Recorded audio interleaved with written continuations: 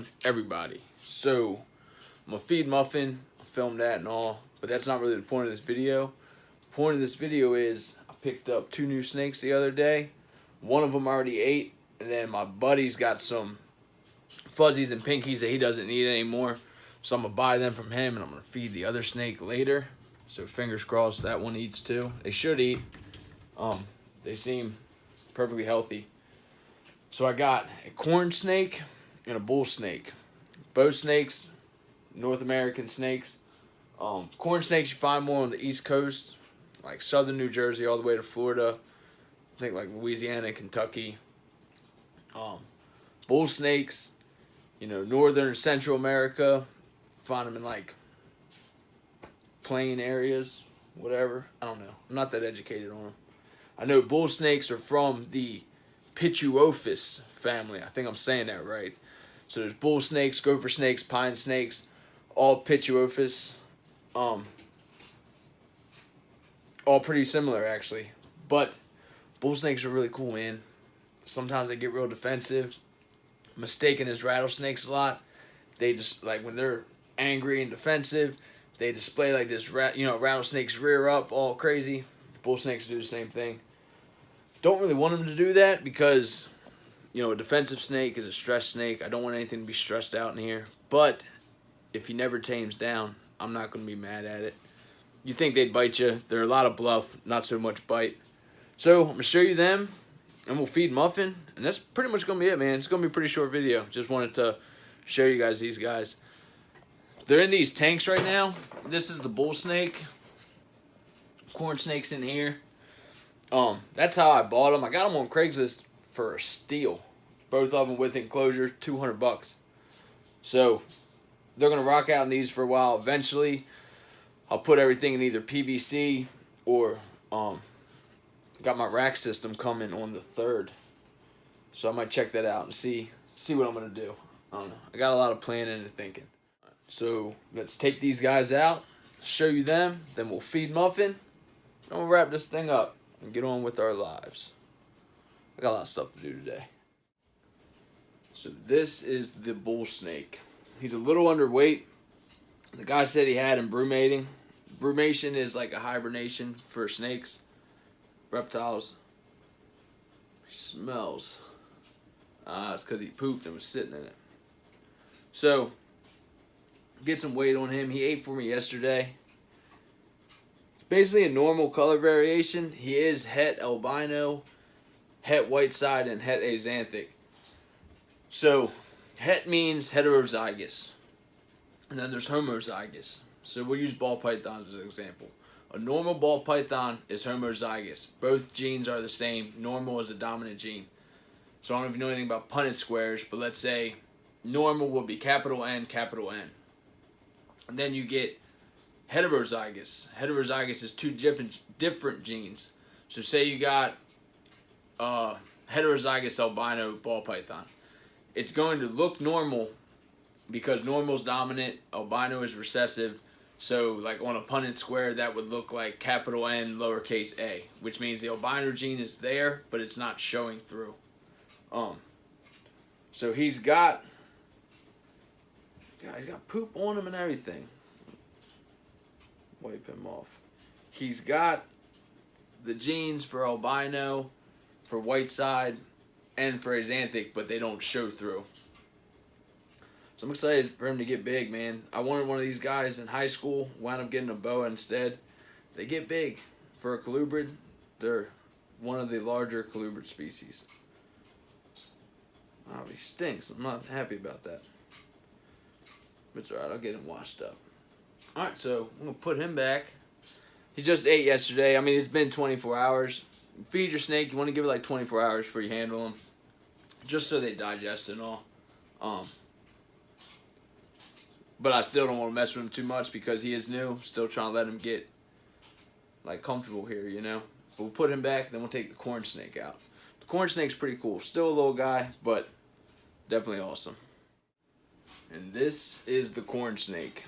So he's just a little guy. I believe the guy didn't really know exactly what he was. He said he didn't remember. He got him from a show. But I'm pretty sure he's Okati Motley. Motley's those circles going down his back. It's like the Motley pattern. His colors seem kind of oakety. I don't know. I don't really plan on breeding him, so really doesn't matter what he is. But this guy's really cool, man. It's a pain to get out of the cage. He doesn't really want to be handled. Well, the guy said he handled his stuff once a week. I don't know if he really did or not. And that bull snake, should have showed you. I already got him put away, but their scales are really cool. Like, you know, the corn snake, his scales are real smooth. You probably can't really pick it up on the camera, but they're really smooth. On the bull snake, it's almost like, it's kind of an exaggeration, almost like sandpaper-ish. It's like really rough. The scales are keeled, kind of like the tiger rat snake, but right now his scales are a lot lighter than the tiger rat snake. She has really big scales. But I had poop all on his scales, so basically just took a paper towel with some warm water on it and like tried to rub down his scales. Obviously, snake scales go from like head to tail, so you never really want to go against the scales if you're doing anything like that. You always go with the scales. So I tried to rub some of that poop off with a paper towel. Got most of it. On account of he was just brumating, so he's a little underweight, and I'm feeding him. Should shed soon. Once he sheds, that'll be straight until the next time he does it. Supposedly they're like really messy with going to the bathroom and all, but it's whatever. Man, this guy's super cool, man. Look at him. Just a little fella. Still a baby. Probably 7, 8 months old. I don't know. I guess it depends on how much the guy before me was feeding him. If he wasn't feeding him much, this thing could be a year old. So yeah. Little corn snake, little bull snake. I'm telling you, bull snakes, they're cool, man. Not a lot of people have them, which makes it like even cooler. And I don't know why a lot of people don't breed them or keep them. Maybe because they're messy. Maybe because sometimes they're aggressive. I don't know. They're just a defensive snake. They don't trust people. So I don't blame them. Corn snakes are real cool, though. So, like, they say corn snakes and corn snakes and ball pythons are really good kid pets, you know? They seldom bite. Easy to take care of. But ball pythons are a little more sturdy. You know, this guy, he's got a little bit of age to him. Just like one more time. A little brighter. I don't know, he's got a little bit of age to him, and he's still really small. Imagine when these guys are babies. Like, I mean, they're so little. It's crazy. So, like, you give that to a kid. Yeah, like, the kid's safe because he's not going to get bit. If he does get bit, it's not going to hurt. But the snake's not really safe, you know, because that snake goes to get away from you. A little kid who doesn't really know what they're doing, they grab it too hard, break the ribs, you crush the snake, and then, you know, now the snake's dead. So that's not fair. Ball pythons are a little bigger. They don't move as much. These guys are going to move around a little more. But, yeah, man. Cool little Craigslist find. I found them on Craigslist, which is neat. And the thing about, like, colubrids, that's what both of these snakes are classified as. You know, you got your pythons, your boas, colubrids, you know, then obviously venomous stuff like vipers and rattlesnakes. Rattlesnake is a viper, so I'm an idiot. Lapidae, which is cobras. But anyway, you got pythons, boas, colubrids. I'm probably drawing a blank. I don't know. But colubrids would be like, you know, corn snakes, king snakes, milk snakes, which I believe milk snake is a kind of king snake. Corn snake and rat snakes are very closely related. Rat snakes are a colubrid. Pituophis family, so like bull snakes, gopher snakes, pine snakes. I don't know, colubrids, they're easier to take care of because they don't need the humidity that like a python or a boa is going to need. It still needs to be, you know, I don't know, like 40% humidity or something, but they're just a little hardier when it comes to that stuff because You know, I live in Maryland. Maryland weather is all over the place. You can find these guys in Maryland, so they're used to fluctuating weather. They can survive in that. This guy's really cool. Still need names for both of them. Got Erica on that. She's the namer.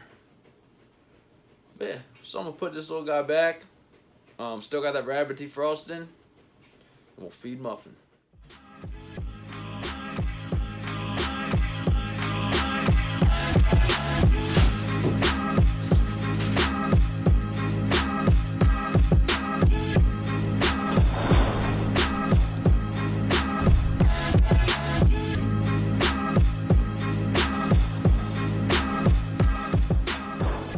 Alright, y'all, that's going to be it.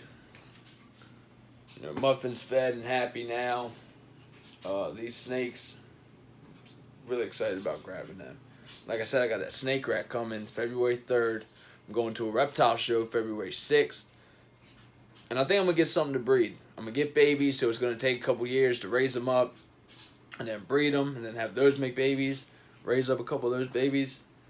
I'm like pretty excited. It's going to be a cool adventure. You guys are going to be here the whole time. So thanks for hanging out with me. Thanks for watching. Subscribe.